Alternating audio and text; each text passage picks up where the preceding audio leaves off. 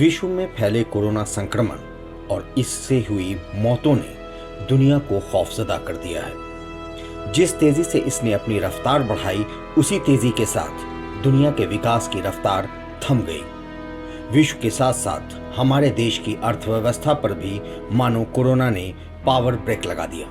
सारा बाजार, सारा कारोबार, कारखाने, यहाँ तक के लोगों के घर के दरवाजे भी बंद हो गए।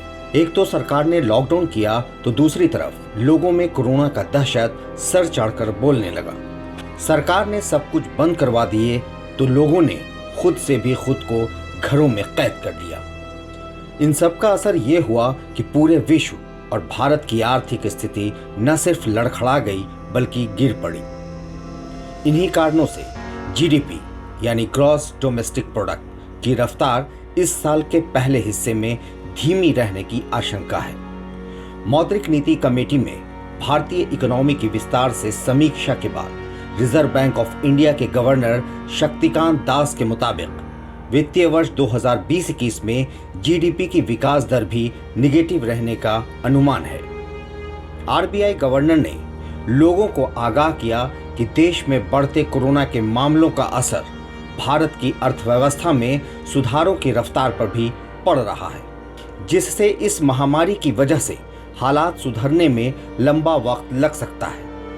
रिजर्व बैंक गवर्नर ने बताया कि कमजोर पड़ती अर्थव्यवस्था को पटरी पर लाने के लिए रेपो रेट और रिवर्स रेपो रेट में बदलाव नहीं किया जा रहा है, बल्कि बाजार में नकदी बढ़ाने के लिए नाबार्ड और नेशनल हाउसिंग बैंक को 10,000 करोड़ रुपए देने की बात भी कही गई। इस बीच बैंकर केवी कामत की अगुवाई में एक हाई लेवल कमेटी बनाई गई है जो कॉरपोरेट्स के लोन से जुड़े प्लान तैयार करेगी। आरबीआई ने छोटी लघु इकाइयों को राहत देते हुए एक अहम फैसला किया है। भारतीय रिजर्व बैंक ने संकट झेल रहे छोटी लघु इकाइयों को 31 मार्च 2020 तक अपने कर्ज की रीस्ट्रक्चरिंग करने की सुविधा दी है।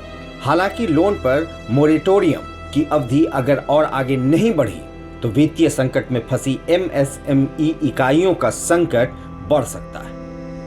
ऐसे में यह कहना गलत नहीं होगा कि अर्थव्यवस्था का संकट बड़ा है और कोरोना वायरस की महामारी से पैदा हुई ये हालात अपने बुरे दौर से गुजर रही है, जिसे सुधरने में काफी लंबा वक्त लग सकता है।